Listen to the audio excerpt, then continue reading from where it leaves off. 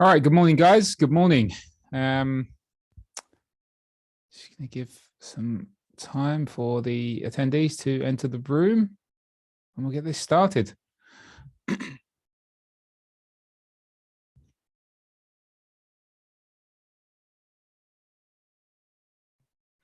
Okay, look, good morning, traders. Good morning from a not so sunny UK. Today's event follows on from last week's presentation, where we looked at ways of approaching news trading. Now, this time we move the needle a little higher and shift our attention to another form of trading, another trading style, if you will. So swing trading. If you're more of a longer term investor concerned with, major trending structure, you'll likely be labeled as a position trader or an investor. So look, however, it is within these major trends. We can think of these major trends as primary market movements for anyone that follows the Dow theory. So within these major moves, these major trends, there are, of course, secondary swings. And it is these swings that swing traders attempt to capitalize on and ultimately profit from. So we can think of swing trading as the trading style or mode of trading that's firmly stuck between day trading and position trading. Now, before we start diving into the nuts and bolts of what swing trading is, by way of an intro, my name's Aaron Hill, and I am part of the research team here at FP Markets. As for sound and visuals, the chat box is relatively quiet, so I assume we're all good to go in terms of audio and visuals. Any issues, as usual, please do let me know, and we'll see if the support team can help you out.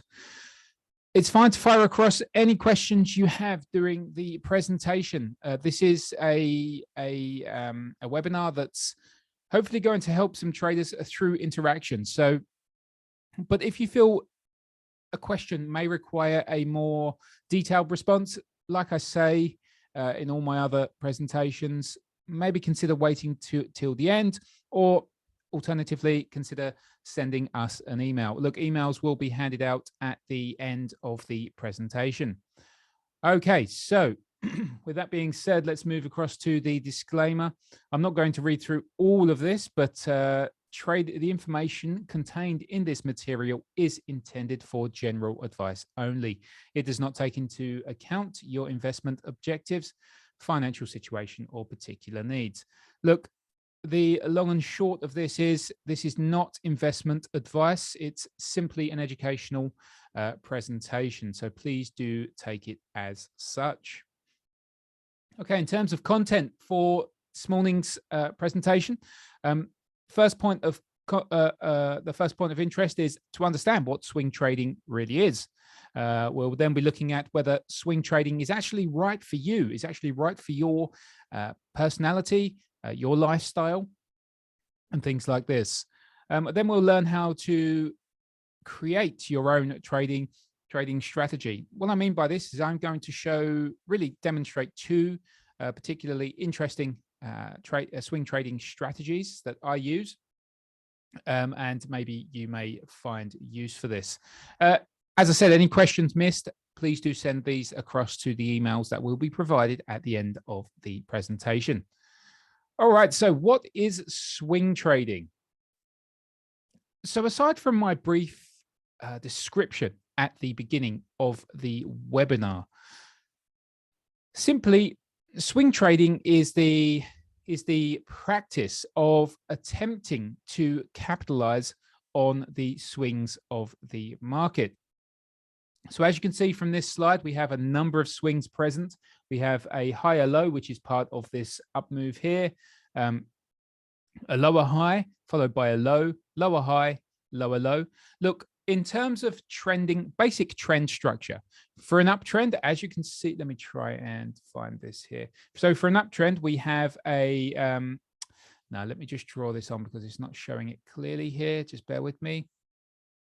So here we have an uptrend. Excuse my artwork.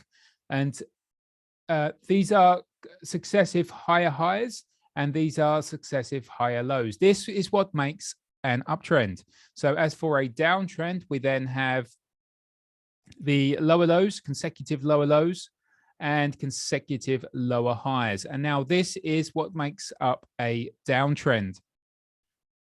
But given that the market is fractal, now what I mean by this is that on the weekly time frame, you may see one type of trend, but on the daily or even H4 time frame, a different trend could be emerging. So what I mean by this, imagine this area here is the weekly time frame. So in between, we have these swings. So between the higher low here and the lower high here, we have a swing. Okay, and this will on say the H4 time frame, maybe even the H1 time frame, this will come across as an uptrend. All right, so these are the swings we can trade within the overall longer term downtrend.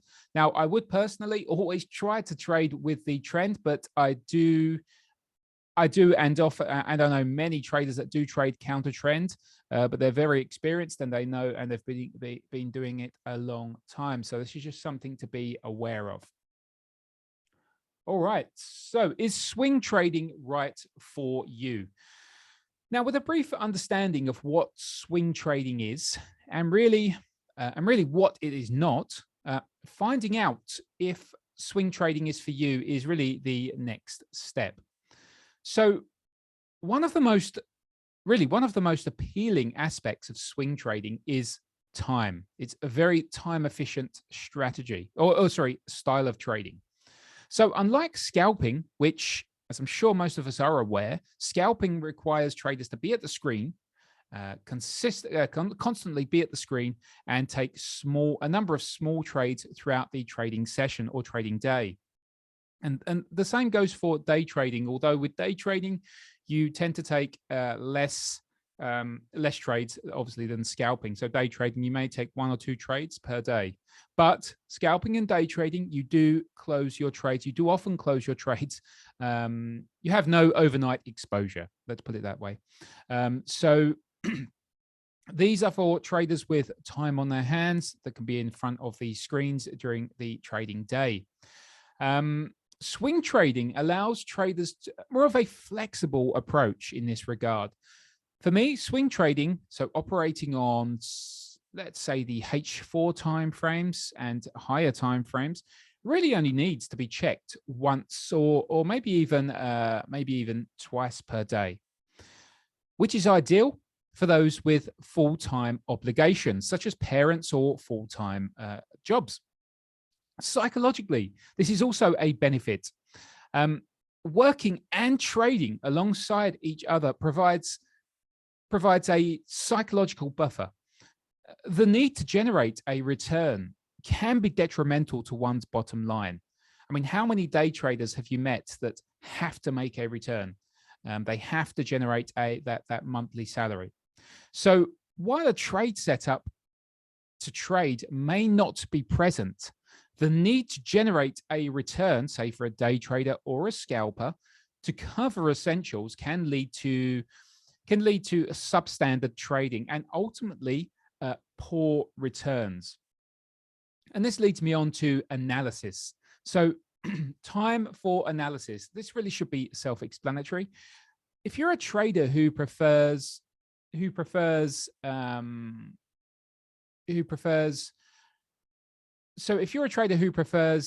time to analyze the markets before pulling the trigger, then day trading and scalping is unlikely to fit your personality or your trading approach.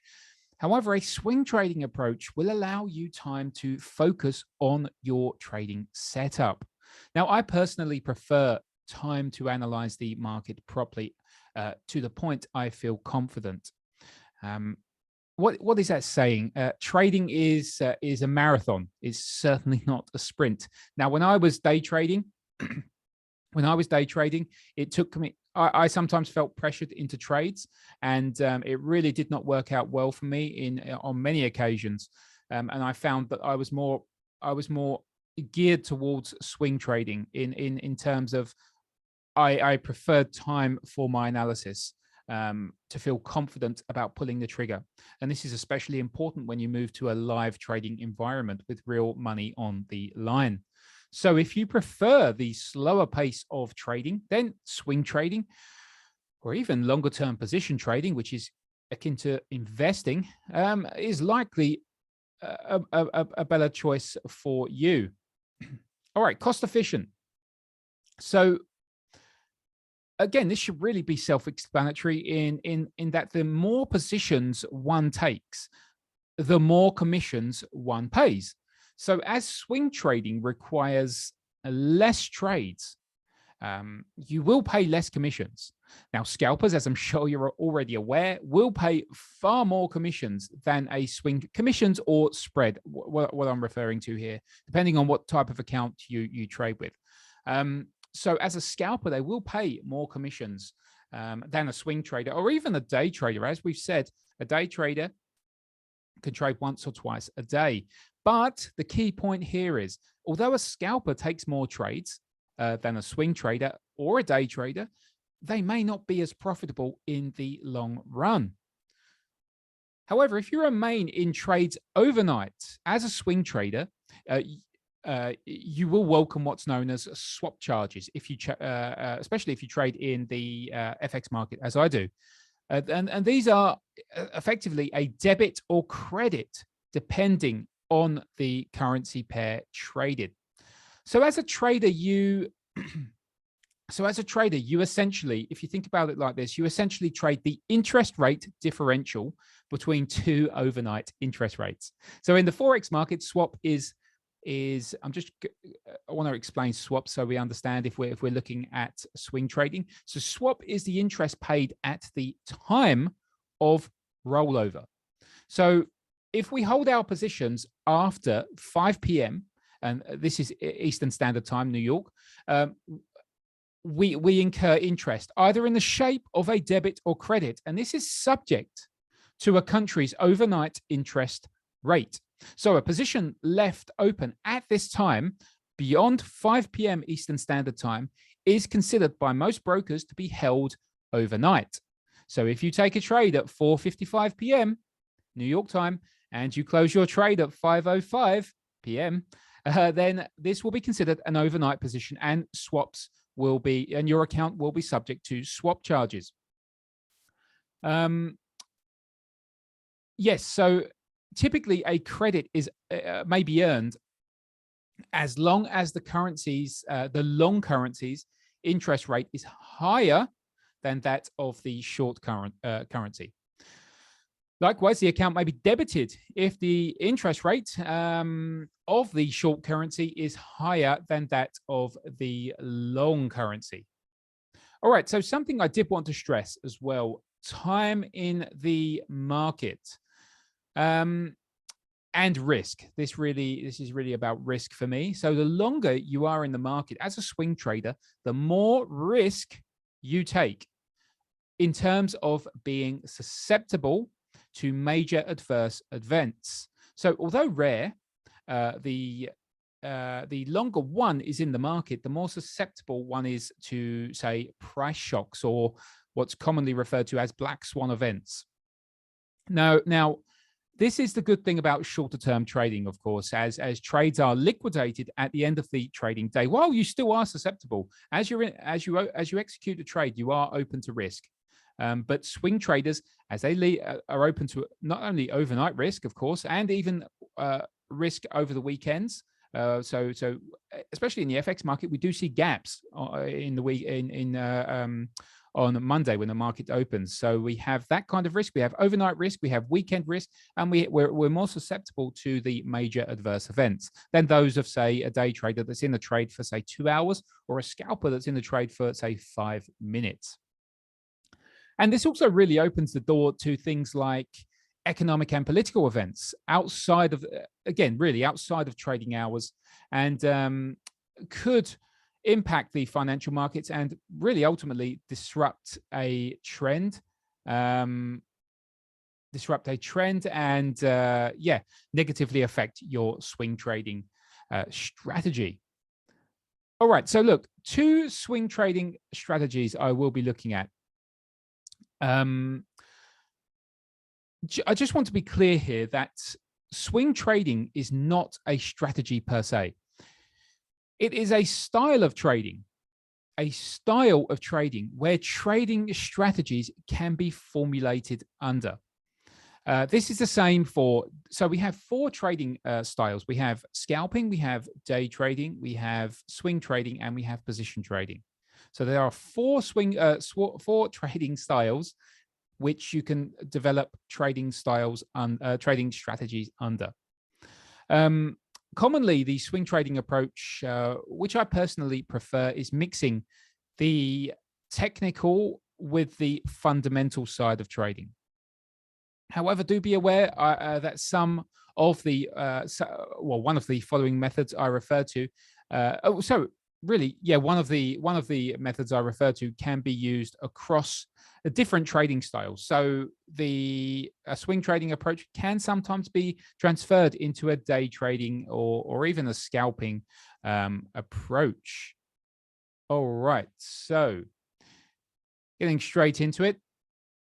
First and foremost, though, let's begin with a simple to use and particularly effective technically based swing trading approach. So this is a strategy that can, assuming you have the patience to trail your positions or even pyramid your positions, which is even better, could shift into more of a position trade. So we have 4 trading styles. Remember that we have swing trading and position trading together with scalping and day trading. So if we take a swing trade, sometimes if you have the patience to hold your positions, we can then transition potentially into a position trade. All right. So the first step for me involves locating a trend. So I like looking at the weekly and daily timeframes. This is the weekly time frame of I think this is of the euro dollar. I cannot remember yes, it is the daily time frame of the euro dollar. Right. Look, I'm sure we can all spot the trends here, right? This is pretty self-explanatory stuff. We have a downtrend, a clear downtrend here, that's marked up with lower lows, lower lows, lower lows, consecutive lower lows, consecutive lower highs. Okay, very easy, a very well-defined trend. All right, and then we transition into an uptrend at this point here for the euro dollar. So we have a low, a higher. This will be a high. This will be a higher low, higher high, higher low, and so on and so forth. So we are now at this position here. We are in an uptrend, and we have seen a marginal correction take shape. So a lot of traders now will be looking to buy the dip. So this is something I would be looking at, would be noting. Excuse me. Let me just clear those drawings. All right. So with this. So with this being said, the idea is to attempt to trade especially within an uptrend, is to trade the dips, is to trade the retracements. But just be aware that you also have counter trend traders within a trend, and counter trend swing traders. So those attempting to spot where the trend will begin to weaken. So you can use things like the RSI. These are momentum gauges. When the RSI enters overbought territory, you can, I emphasize the word can here, you can see the market pull back, because it's not always the case with the RSI, as you will see soon. There are times where the RSI can remain in overbought and oversold areas for prolonged periods. So how I like to use the RSI with swing trading is, look, so the RSI is a particularly, for those unaware, the RSI, we have an overbought threshold at 70, an oversold threshold at 30, and in between we have the midpoint. So the RSI is really there to tell you It's really there to inform you of the momentum of your traded market. Do not confuse this with relative strength, which is dividing a base security by a benchmark. This is not this. The RSI measures the upside and downside momentum of the traded time frame that you're looking at. So we're on the daily time frame here, and this is the RSI for the daily time frame with the default 14-period setting. So something you may or may not be aware of with the RSI in trending markets. So this is the downtrend as we already identified. This is a clear-cut downtrend. So a very simple way to trade these swings, sell these rallies at these points here, is to look at the RSI, to look where momentum, upside momentum, is potentially decreasing. The way to do this is with the RSI, you will very rarely see the RSI touch gloves with the 70 overbought threshold. All right, as you can see here, we have a ton of space at this point here. What you'll see is between 60 and 50. So between the 60 and 50 area, you will see a resistance area. Now, many traders do actually refer to these as temporary overbought zones. So this is this area here, a temporary overbought zone between 60 and 50. And as you can see, let me remove that awful drawing there. We have a number of times where the indicator tested this area, albeit, look, it's not going to be picture perfect every time, but nevertheless, it does do its job overall.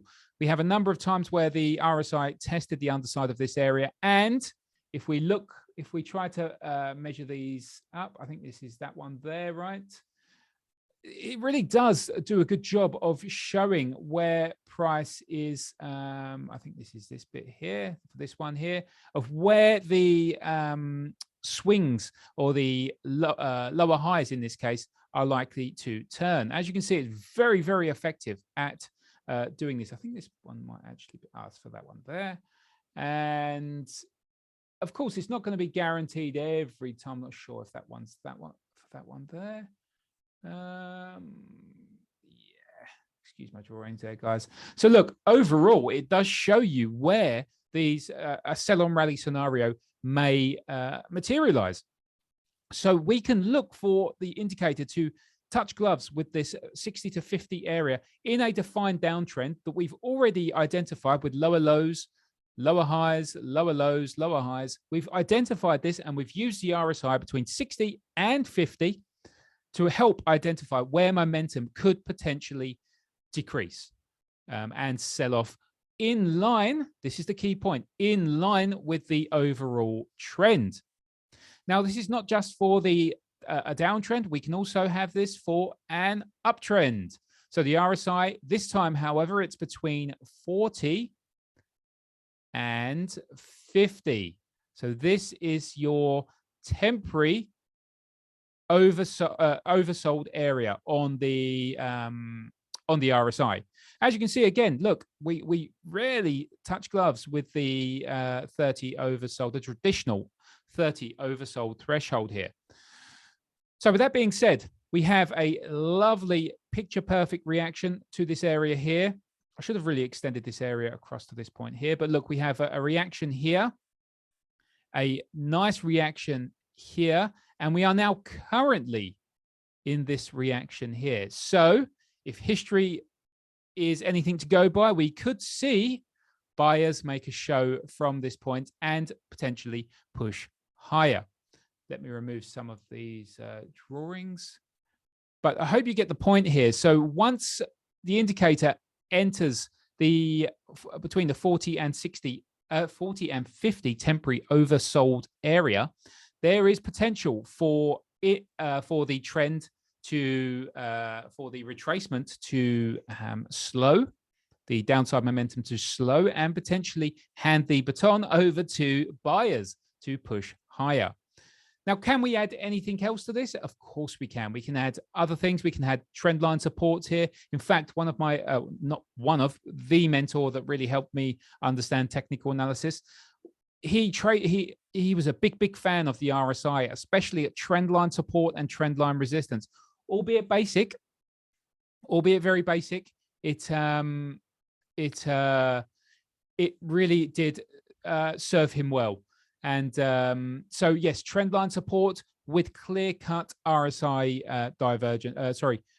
convergence. Now, just one other point I want to make here with the RSI, of course, when we enter overbought and oversold thresholds, what I like to look for is either failure swings or divergent signals. Now, if we also see, so let me try and find one. I haven't looked. If we see a divergent signal emerge within this area here as well, or even a failure swing, then this could add weight to our trade. So here we have what's known as a failure swing.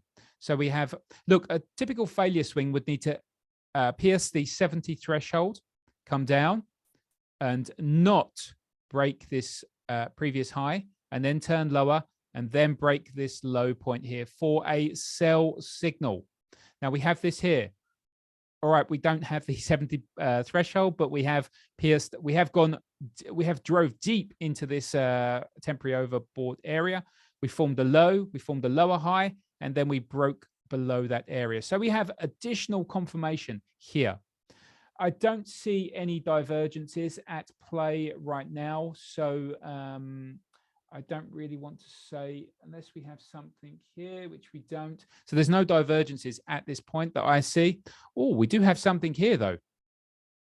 At this point here, we have what's known as hidden divergence. So this is RSI hidden bullish divergence, where price essentially leads the way, whereas traditional divergent signals, you will see the RSI lead the way, or another momentum oscillator lead the way.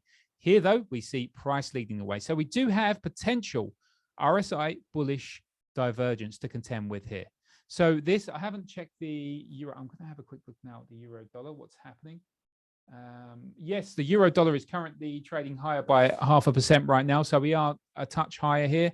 But look, everything is telling, well, everything according to this swing trading strategy here is that we are potentially looking to rally from this point. So where would a swing trader look to take profits? So for me, if you're looking to transition this into a position trading, a position trade, what you would do then is you would look to reduce risk to break even when the price has tested these areas up here. This is only my opinion, guys. Once price has tested this level here, there's potential, of course, for sellers to come in and move prices lower. Now, this is where a swing trader may target. So they'll target the next swing. So they'll target the swing high.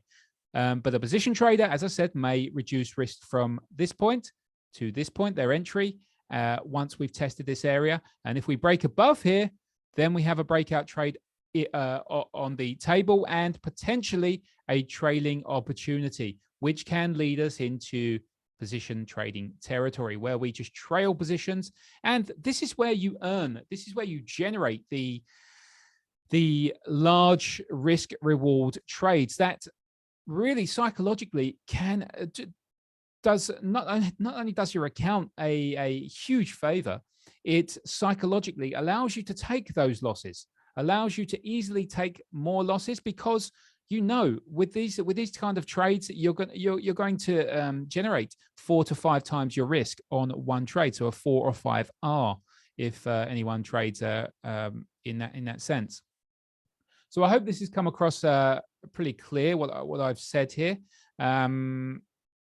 So another way to really let me just clear these drawings here. Bear with me.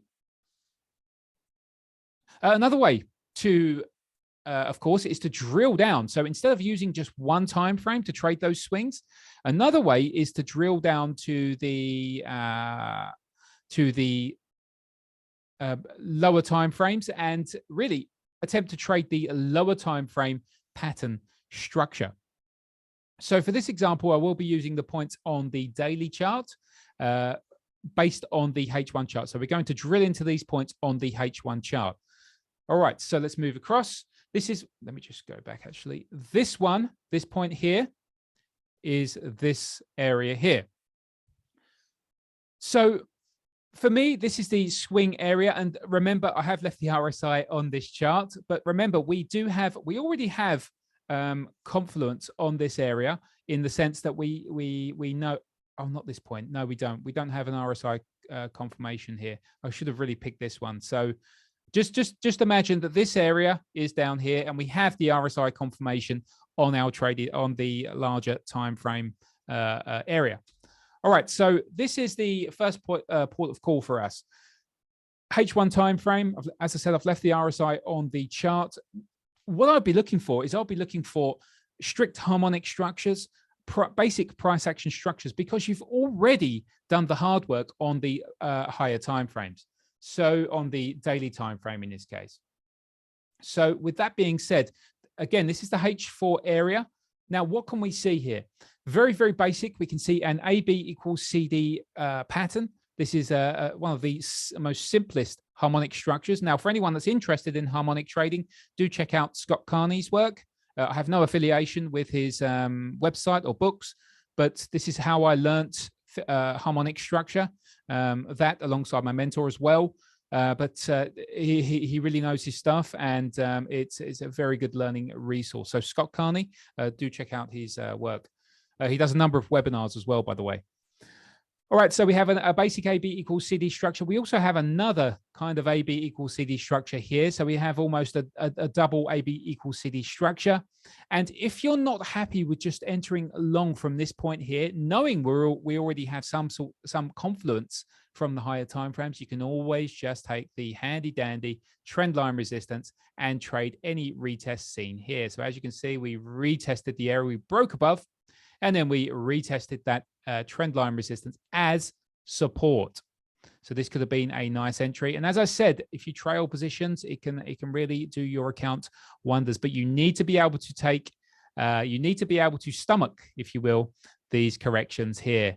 So you could be up, say you enter long down here, and you've risked $200, and you're up $400 at this point. Now you're down down to about $50. You've got to be able to stomach those corrections if you're trading long.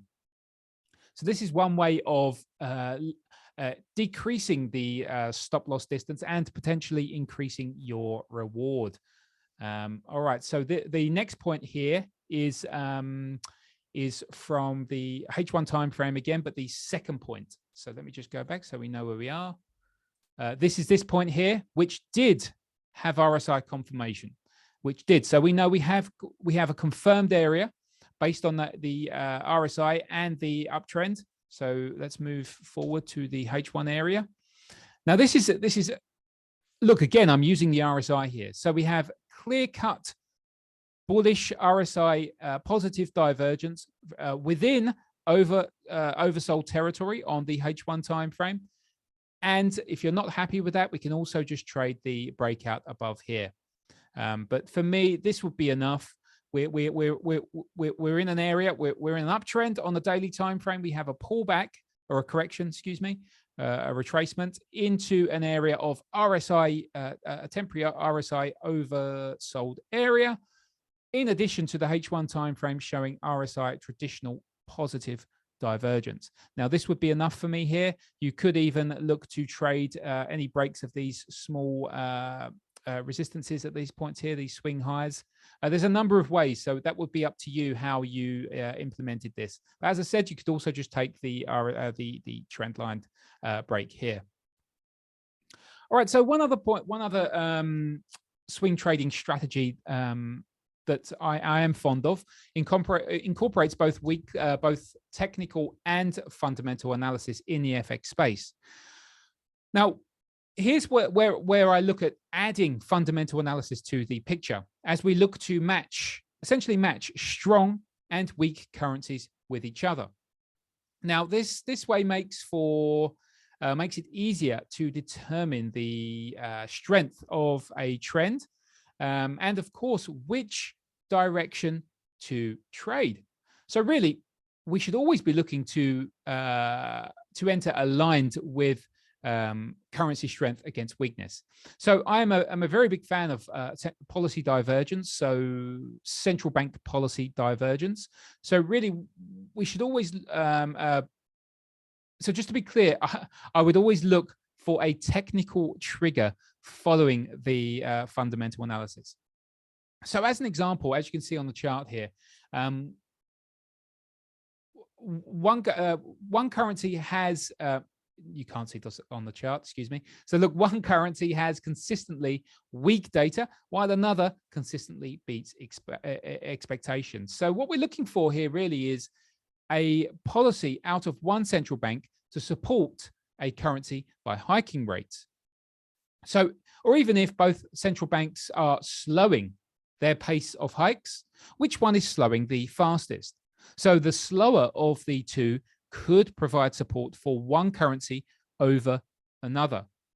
But look, it is important to be aware that that there are many factors that can really affect a currency, and though the central bank policy decision, and more importantly, the expectations of these policy decisions, can underpin and weigh on currency pairs. So I do have the dollar-yen daily time frame on the chart. Now, this was a particularly prime example of policy divergence. So as you can look, I'm sure I don't need to introduce this, but the Fed has been on a major policy tightening schedule since, I think it's the most since 4 decades.